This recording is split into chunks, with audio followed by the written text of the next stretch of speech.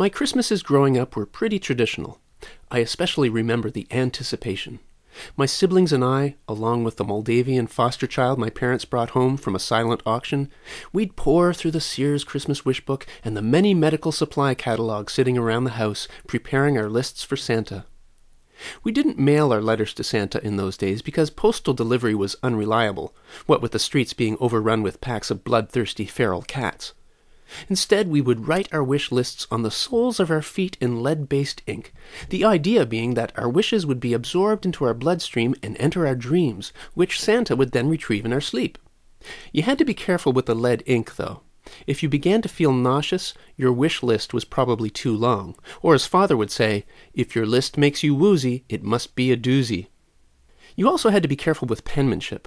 I remember one year I wrote that I wanted a Slinky toy, but the L in Slinky looked like a T. I was disappointed that year, let me tell you.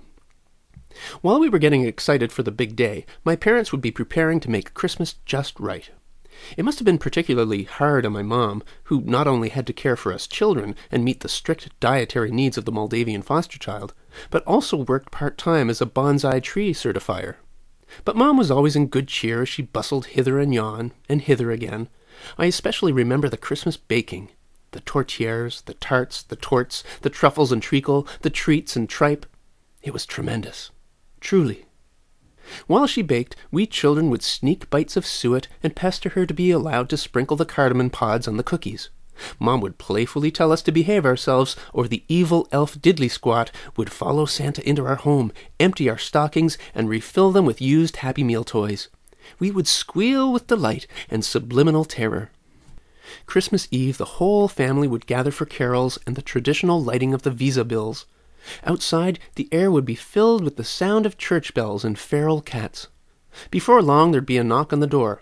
We'd open it, and there would be this year's designated pregnant teen, representing the Virgin Mary, going door to door looking for shelter.